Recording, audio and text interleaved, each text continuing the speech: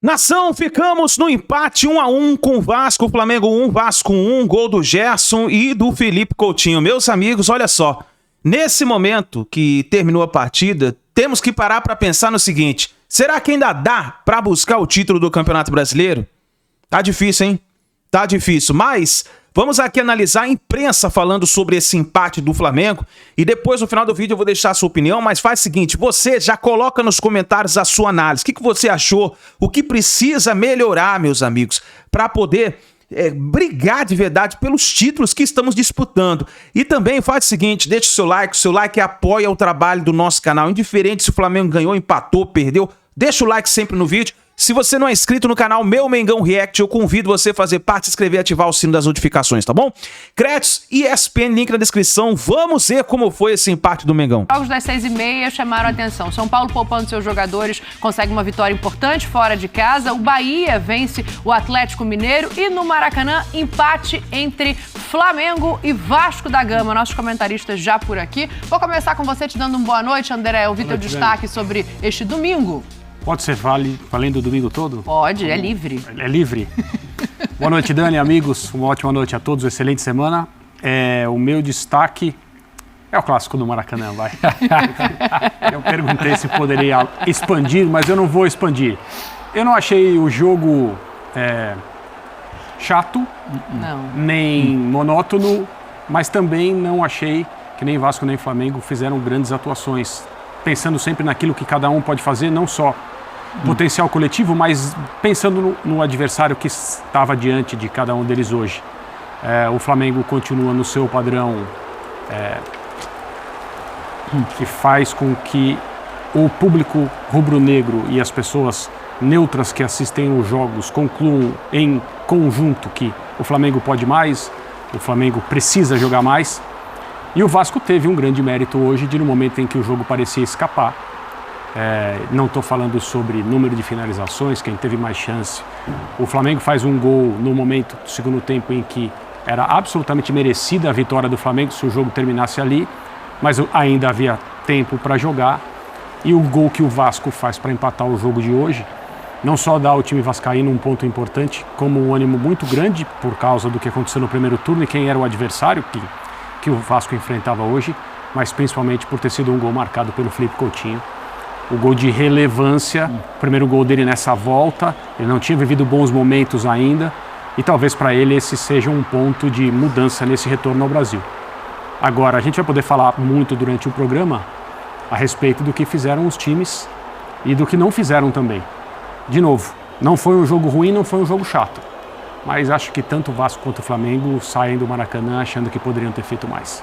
É um jogo movimentado, né? Primeiro tempo talvez para um lado, final do segundo tempo para o Vasco. Prof, quero saber teu destaque. A gente vai falar aqui da lesão do Luiz Araújo no começo, do gol do Coutinho que sai do banco, mas quero te ouvir, prof.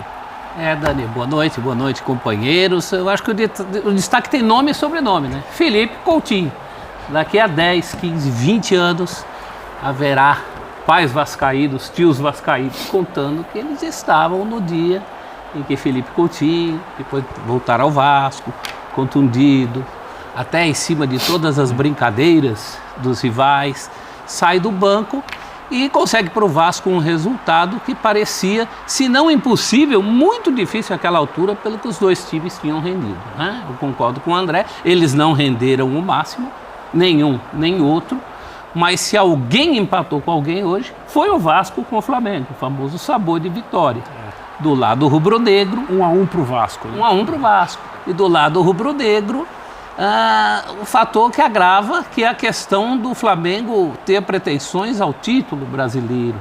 Pode pagar muito caro por isso, com o Palmeiras no retrovisor, com o Botafogo na liderança, com Fortaleza ainda muito bem nesse campeonato. Não são pontos que se desprezam. A gente entende toda a mística, toda a questão do clássico, tudo que envolve e que transcende mesmo, mas é um empate imperdoável do ponto de vista rubro-negro e sensacional do ponto de vista vascaíno. O Vasco continua invicto desde o final de julho na mão deste mágico que se chama Rafael Paiva. Boa, prof. A gente vai debater aqui também essa questão do título, né? O Palmeiras cola no retrovisor do Botafogo, aproveita o Fortaleza, que não fez sua parte, ficou com 49 pontos. O Flamengo tá a 8, mas quero ouvir os destaques ainda do Breiler Pires, do Pedro Ivo Almeida. Com você, Breiler. Boa noite, Dani. Boa noite, companheiros, fã de esportes. Olha, eu concordo que o Flamengo realmente foi melhor. O Flamengo produziu mais que o Vasco, teve mais volume. E é um jogo de 17 finalizações do Flamengo.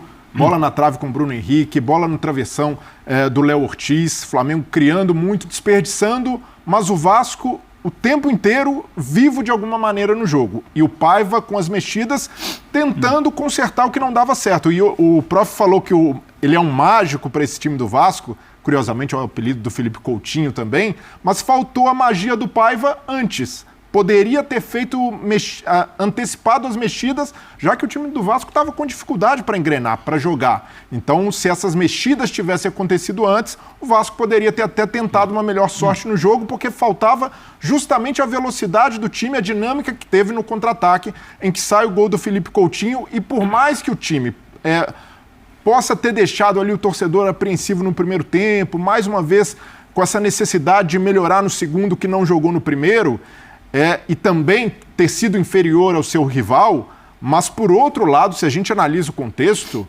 no mesmo campeonato o Vasco sofreu sua maior goleada para esse mesmo adversário na história do confronto, numa crise terrível, e hoje se vê na parte de cima da tabela, com uma distância muito confortável da zona de rebaixamento, podendo focar no objetivo da Copa do Brasil, e o principal, num jogo em que um empate é um banho de autoestima para o torcedor vascaíno, por arrancar esse resultado e principalmente pelo Felipe Coutinho ter jogado 20 minutos e marcado um gol, porque havia ali, ele jogou apenas 4 partidas, ficou mais de um mês fora e volta marcando um gol de empate, um gol que dá um ponto importante para o Vasco nesse cenário todo. Então hoje sim, o torcedor vascaíno pode dizer que o Coutinho voltou e que o time está resistindo, o time está brigando e querendo demais nessa temporada sob o comando do Paiva. Mais de 63 mil pessoas no Maracanã. Se você perguntar aos torcedores que saíram dali, provavelmente os torcedores do Vasco, apesar do volume final de jogo, estão mais satisfeitos do que os do Flamengo, né, Pedro? Tudo bem? Tudo bem, Dani. Achei que a Dani não ia deixar eu falar, mas um beijo especial para você. Não, claro. Eu estava ansioso por esse momento. Achei que ela tentou. Você não percebeu a ordem da dinâmica? Eu tentei, claramente ela tentou. Eu não entendi. Tinha que ser o primeiro, mas era isso? É um linha de passe especial com você, Daniela, professor Breiler, André, agora falando sério. Você traz essa observação e é importante essa sensibilidade, porque o clássico, ele permite isso. O clássico tem viradas, né? Situações, viradas de chave dentro de ano, dentro de competição. E um clássico é um clássico onde um time jogou mal, o Vasco jogou mal, o Vasco teve um primeiro tempo, sabe, de em algum momento torcer para acabar o primeiro tempo e comemorar que não levou gol. O Vasco teve dificuldade no segundo tempo, o Vasco não se encontrava em campo e a torcida sai feliz, a verdade é essa. E um Flamengo que teve bons momentos no primeiro tempo, não dá também para ficar só com o recorte final do vacilo, sabe, de não segurar a bola, de tomar um gol, sabe. O Flamengo, o time que é, para as pretensões que tem, ele não pode se perder dentro de uma partida do tamanho de um clássico ou mata-mata, que seja como se perdeu hoje. Sai incomodado, insatisfeito, porque a grande estrela do rival que não vinha jogando ainda faz um gol, você deixa escapar 2 pontos numa briga que você ainda quer de título, você teve um primeiro tempo, sim, bom, o Flamengo tem boas notícias de primeiro tempo, a movimentação do Plata, estreando, do Gerson, joga uma barbaridade de bola. O Arrascaeta e o Bruno Henrique, a movimentação deles é muito interessante. Isso sem falar do que jogou e do que joga Léo Ortiz. Então, tudo que o Flamengo teve de bola, teve de criação, teve de circulação, teve de aceleração e fez um gol. E não mata, e não segura essa bola no pé. O Flamengo tem qualidade no seu elenco para segurar essa bola no pé. Se cansou, tudo mais. O Vasco tinha dificuldade de jogar. E o Vasco precisou de uma bola para ferir esse Flamengo. Então, acho que é algo que o Flamengo precisa pensar. O Flamengo também vai precisar pensar sobre finalização sem o Pedro. Sobre não basta ter a movimentação do Plata, o Gerson saindo de um lado para o outro, a Arrascaeta fazendo uma que seria ali do Luiz Araújo, o Bruno tentando se movimentar, o volume, 17 finalizações que a gente falou, né? E você não espetar, você vai ter que espetar um Penharol dentro de casa para fazer vantagem, você vai ter que machucar um Penharol talvez fora de casa para se classificar, falando de Libertadores. Numa semifinal de Copa do Brasil também você vai precisar se impor, e aí você olha para um jogo desse tamanho, você sai muito incomodado, porque você sente essa coisa do quando parece que tem uma boa atuação, a gente estaria aqui falando uma grande vitória de uma atuação assim espetacular do Gerson, do Léo Ortiz, de um primeiro tempo que botou o adversário sabe? Só que ele precisa entender também contra quem ele está jogando, porque o Vasco, que empata contra o Flamengo hoje, ele virou isso aí nas últimas semanas, nos últimos meses, sob o comando do Rafael Paiva. Ele não joga bem contra o Atlético Paranaense em Curitiba, quando se classifica. Mas ele não se ausenta, né? Ele tem momentos muito complicados contra o Atlético Paranaense em São Januário, mas ele vira. Ele compete, ele tem um gol, ele sustenta a pressão, ele não se entrega contra o Flamengo. O Vasco, de alguns anos atrás, tomar 1-0 do Flamengo era... Você podia trocar de canal, você podia fazer outra coisa, porque ou o Flamengo ia sustentar com muita tranquilidade, ou o Vasco ia tomar mais. E hoje não. Então o Flamengo também tem que saber quem é que está do outro lado. Saber que time é esse. E pecou muito aí. O que para mim é pertinente na discussão sobre o Flamengo, eu vejo a maioria das pessoas criticar a falta de jogo, a falta de gol, a falta de ofensividade, mas o time pode mais. Eu acabei de usar essa frase também, né? O Flamengo pode mais. Mas o que mais me estranha, sendo um time treinado por essa comissão técnica, o jogo de hoje ilustra bem. Se o Flamengo tivesse conseguido fechar o jogo depois do gol do Gerson, com posse, com solidez defensiva, a gente diria que, olha, foi brilhante? Não foi. Mas foi melhor do que o Vasco o tempo todo. Sim. Fez um gol de rara capacidade coletiva, né? O Wesley, De Arrascaeta, Gerson. O Gerson jogou demais, o Léo Ortiz jogou demais e o Flamengo fez uma partida correta, quente, importante contra um adversário que é diferente dos outros. Né? A gente falaria. E ganhou. Acabou. Haveria pouco espaço para qualquer crítica, mesmo porque mais um jogador se machucou, e é um jogador que era meio um super-herói, porque todo mundo se machucava e ele não, né? E o Arrascaeta entrou meio na emergência, ficou mais tempo em campo do que deveria, do que talvez até pudesse ficar, mas não, o Flamengo não consegue fechar o jogo. Sim. E não é que não consegue fechar o jogo porque não faz o segundo gol, não consegue fechar porque mostra de novo fragilidade defensiva, e para mim esse é o ponto estranho. Porque ao longo da carreira do Tite, ele teve até alguns times que eram ofensivamente interessantes, no sentido de estão jogando talvez no máximo da sua capacidade. Extremamente maduras nesse cenário, com 1-0 a seu favor no fim do jogo. Acabava o jogo. O zagueiro não ia vacilar como o Léo Pereira vacilou. 1-0 no meio do primeiro tempo, acabou o jogo. Exato. Pode, como você falou, pode trocar de canal. E não foi só hoje, não é só hoje. Aliás, exceto o recorte do campeonato estadual, que a gente de novo insistiu, foram feitas poucas ressalvas, isso tem pouca relevância para o que interessa no calendário de um time como o Flamengo, mas fora o campeonato estadual, o Flamengo é um time que permite ao adversário, e permitiu hoje. E o gol que o Flamengo toma, para um time que está brigando e tem a pretensão que o Flamengo tem na temporada, é inadmissível, é de chegar no vestiário, de ter bronca, de ter conversa num tom alto.